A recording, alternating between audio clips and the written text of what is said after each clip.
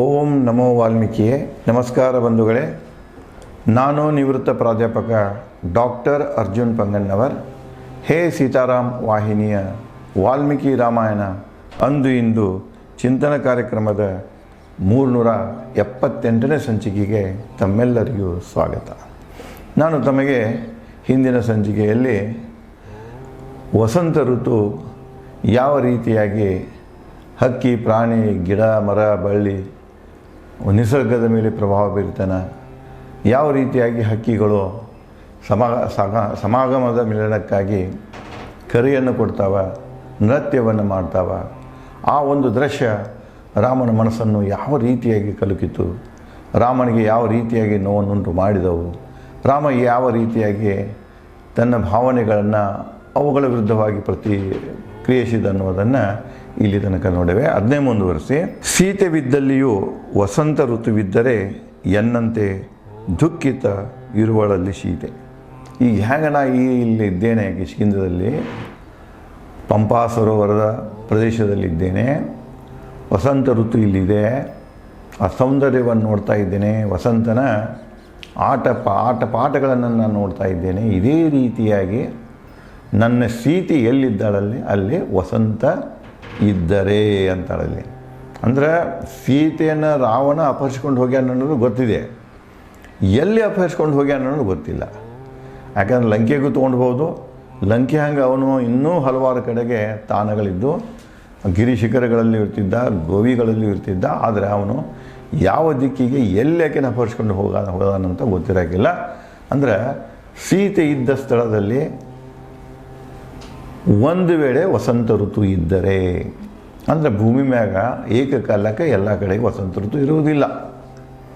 ಒಂದು ಕಡೆ ವಸಂತ ಋತು ಬಂದಿದ್ದಂದ್ರೆ ಅದರ ಅಪೋಸಿಟ್ ಇನ್ನೊಂದು ಕಡೆಗೆ ಅಲ್ಲಿ ವಸಂತ ಋತು ಇರುವುದಿಲ್ಲ. ಒಂದು ಕಡೆ ಮಳೆಗಾಲ ಇದ್ದರೆ ಇನ್ನೊಂದು ಕಡೆ ಬೇಸಿಗೆ. ಅದನ್ನು ಇವತ್ತು ಕಾಣ್ತಾ ಇದ್ದೇವೆ. ಇದು ನೋಡಿ, ಈ ಭೂಮಿ ಮ್ಯಾಗಿಂದ ಒಂದು ಈ ಲಕ್ಷಣವನ್ನು, ಈ ಒಂದು ವಿಚಾರವನ್ನು ಅವಾಗೂ ಅವ್ರಿಗೆ ಗೊತ್ತಿತ್ತು.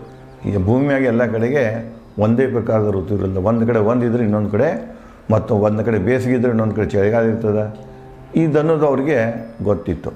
ಅದಕ್ಕೆ ಇಲ್ಲಿಯೂ ಕೂಡ ಅವನು ಹೇಳ್ತಾನೆ, ಒಂದು ವೇಳೆ ಆ ರಾಕ್ಷಸನ ಅಪಹರಿಸ್ಕೊಂಡು ಹೋಗೋಣಲ್ಲ ಸೀತೆ, ಅವರು ಇರುವಂಥ ಸ್ಥಳದಲ್ಲಿ ವಸಂತ ಇದ್ದಂದರೆ, ಅಂದರೆ ನಾವು ಈಗೇನು ಪ್ರದೇಶ ಎಲ್ಲಿ ವಸಂತ ಅದಾನಲ್ಲ ಆ ಒಂದು ಪ್ರದೇಶದಲ್ಲಿ ಅವಳು ಇದ್ದಿದ್ದರೆ ಅಂತ ಹೇಳ್ತಾನೆ. ಸೀತೆ ಇದ್ದಲ್ಲಿ ವಸಂತ ಋತುವಿದ್ದರೆ ಎನ್ನಂತೆ ದುಃಖಿತ ಇರುವಳಲ್ಲಿ ಸೀತೆ. ನಾ ಯಾವ ರೀತಿಯಾಗಿ ವಸಂತ ಇದ್ದರೂ ಕೂಡ ನನ್ನಲ್ಲಿ ದುಃಖ, ನನ್ನಲ್ಲಿ ನೆನಪಿನ ಕಿಚ್ಚ, ಅಗ್ನಿಯನ್ನು ಉರಿತಾ ಇದೆ, ಮನಸ್ಸೇನು ಉರಿತಾ ಇದೆ, ನೋವಾಗ್ತಾ ಇದೆ. ಸೀತೆ ಕೂಡ ನಾನು ಇಲ್ಲಿ ಪಡುವಂತಹ ನೋವನ್ನು ಅವಳು ಕೂಡ ಅಲ್ಲಿ ಪಡ್ತಾ ಇದ್ದಾಳೆ. ಇದೇ ವಸಂತ ನನಗೆ ಯಾವ ದುಃಖವನ್ನು ಉಂಟು ಮಾಡ್ತಾ ಇದ್ದಾನೆ, ಅದೇ ವಸಂತ ಸೀತೆಯೂ ಕೂಡ ಒಂದು ವೇಳೆ ಅಲ್ಲಿ ಇತ್ತಂದ್ರೆ ವಸಂತ ಋತು ಅವನು ಅವಳಿಗೆ ದುಃಖವನ್ನುಂಟ ಮಾಡ್ತಾನೆ ಅಂತ ಹೇಳ್ತಾನೆ. ವಸಂತ ಅವಳಿದ್ದಲ್ಲಿ ಹೋಗದಿರಲಿ, ಅವಳಿಗೆ ಅಸಾಧ್ಯ ನಾನಿಲ್ಲದ ವಸಂತ ಸಂತೋಷ.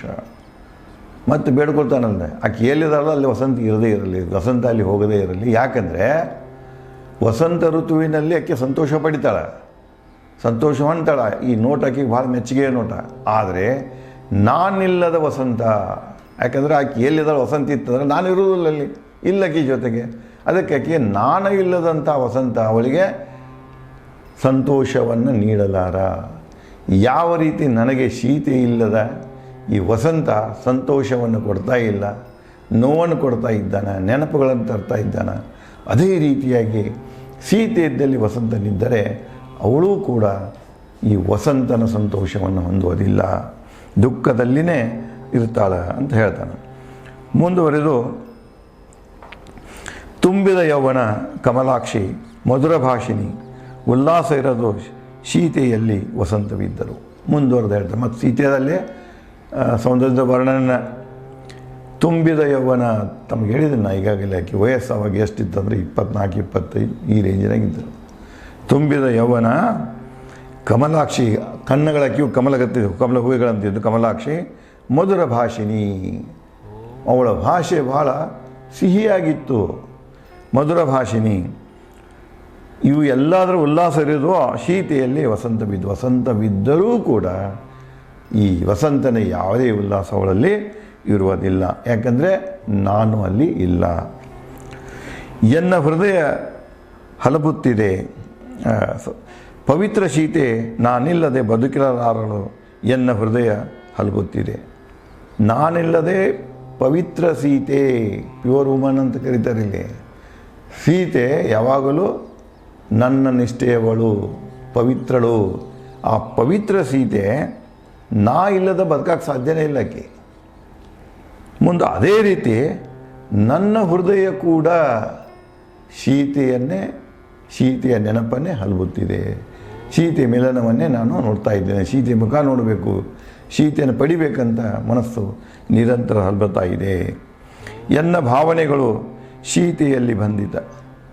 ಎಲ್ಲಿ ಸೀತೆ ಅದಳ ಅಲ್ಲಿ ನನ್ನ ಭಾವನೆಗಳು ಅಕ್ಕಿಯಲ್ಲಿ ಬಂದಿದ್ದಿವೆ.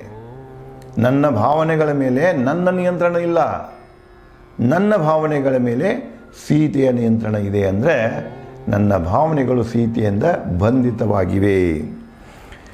ಸೀತೆ ಭಾವನೆಗಳು ನನ್ನಲ್ಲಿ ಬಂಧಿತ. ನೋಡಿ ಇದು ಹೇಗಿದೆ ಶ್ಲೋಕ.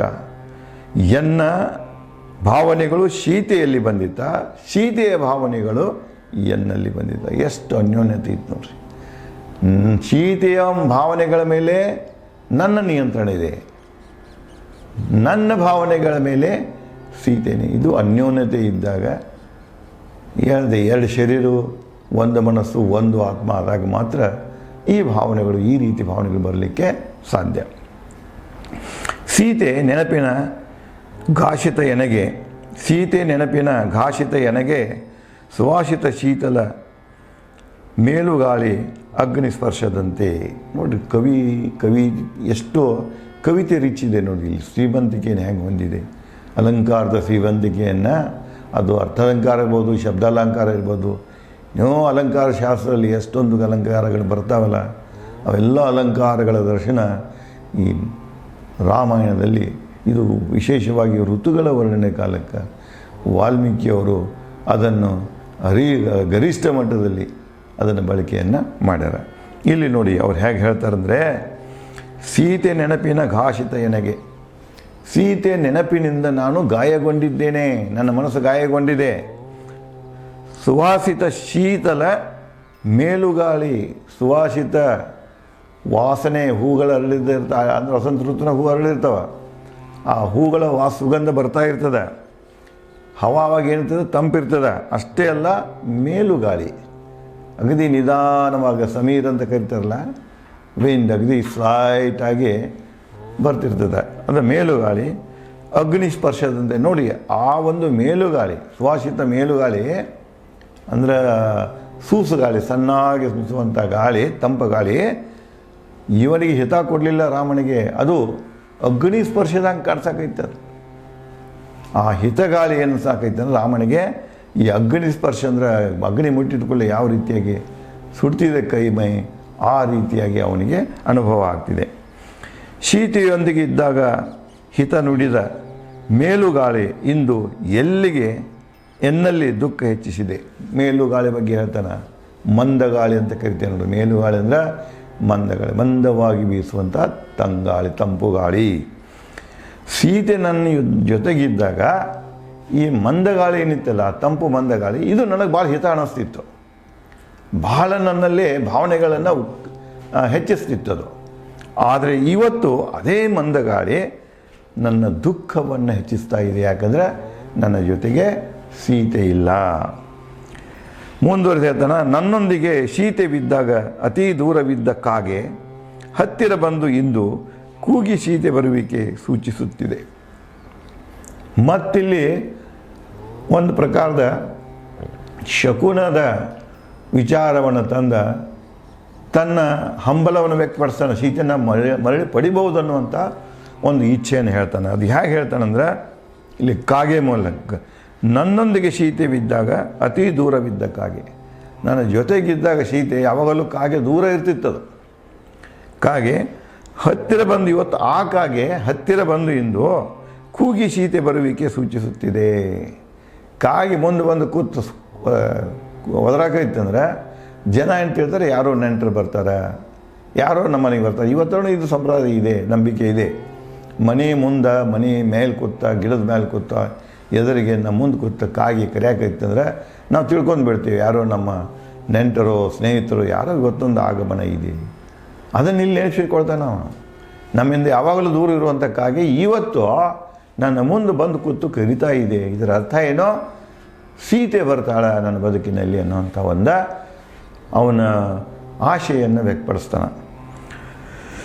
ನೋಡು ಲಕ್ಷ್ಮಣ, ಹೂ ಗಿಡಗಳಿಂದ ಮೇಲೆದ್ದು ಆಕಾಶದಲ್ಲಿ ಉಲಿಯುವ ಹಕ್ಕಿಗಳ ಭಾವನೆ ನೋಡಿ. ಇಲ್ಲೆಲ್ಲ ಭೂಮಿ ಮ್ಯಾಗೇನಿದೆ ವಸಂತನ ಒಂದು ಹರುಷ ಎಲ್ಲ ಕಡೆಗೆ ಹರಡಿದೆ, ಎಲ್ಲ ಕಡೆ ಚೆಲ್ಲಾಟ ಇದೆ. ಇಂತಹ ಸಮಯದಲ್ಲಿ ಹಕ್ಕಿಗಳೇನು ಮಾಡ್ತಾ ಇದ್ದಾವಂದ್ರೆ ಆಕಾಶಕ್ಕೆ ಮೇಲೆ ಹೋಗಿ ಚಿಲಿಪಿಲಿ ತಮ್ಮ ಭಾವನೆಗಳನ್ನು ವ್ಯಕ್ತಪಡಿಸ್ತಾ ಇವೆ. ಹೂಗಳಿಂದ ಮಕರಂದ ಹೀರುವ ಭ್ರಮರಗಳ ಪ್ರೀತಿ, ಹೂವಿನಿಂದ ಮಕರಂದ ಹೀರುವಂತಹ ಜೇನುನೊಣಗಳ ಪ್ರೀತಿ, ಮಾವಿನ ಹೂ ಬಣ್ಣ, ಅದು ಬೆಳೆದಾಗ ಮಾವಿನ ಹೂವು ಬಿಡ್ತಿರ್ತದೆ, ಹೂ ಬಣ್ಣ ಎನ್ನನ್ನು ಅಣಕಿಸುತ್ತಿದೆ. ಮಾವಿನ ಹೂ ಬಣ್ಣ ಏನಿದೆಯಲ್ಲ ಅದು ನನಗೇನು ಮಾಡ್ತಾಯಿದೆ, ಅಣಗಿಸ್ತಾ ಇದೆ. ಸೀತೆಯನ್ನು ಪದೇ ಪದೇ ನೆನಪು ಮಾಡ್ತಂದ ಹೂವಿನ ಬಣ್ಣ ಹೇಗಿರ್ತದೆ, ಹೊಂಬಣ್ಣ ಇರ್ತದೆ. ಮಾವಿನ ಹೂವಿನ ಬಣ್ಣ ಹೊಂಬಣ್ಣ ಇರ್ತದೆ. ಒಂದು ಪ್ರಕಾರ ಅದರದ್ದು ಮಾದಕ ಒಂದು ವಾಸನೆಯೂ ಬರ್ತಿದೆ. ಅದಕ್ಕೆ ಇವತ್ತು ನಾವು ರಾಮ ಹೇಳ್ತಾನೆ, ನೋಡು ಮಾವಿನ ಹೂವು ನನ್ನನ್ನು ಏನು ಮಾಡ್ತಾಯಿದೆ, ಅಣಗಿಸ್ತಾ ಇದೆ, ಸೀತೆ ಇಲ್ಲ ಅಣಗಿಸ್ತಾ ಇದೆ ಅಂತ ಹೇಳ್ತಾನೆ. ಇದೇ ರೀತಿಯಾಗಿ ವಾಲ್ಮೀಕಿಯವರು ರಾಮನ ಮೂಲಕ ಮತ್ತು ಈ ವಸಂತ ಋತುವಿನ ವರ್ಣನೆಗಳನ್ನು ಹೇಗೆ ಮುಂದುವರಿಸ್ಯಾರ, ಏನು ಹೇಳ್ತಾರೆ ಅನ್ನೋದನ್ನು ನಾನು ತಮಗೆ ಮುಂದಿನ ಸಂಚಿಕೆಯಲ್ಲಿ ಹಂಚಿಕೊಳ್ಳುತ್ತೇನೆ. ಧನ್ಯವಾದಗಳು.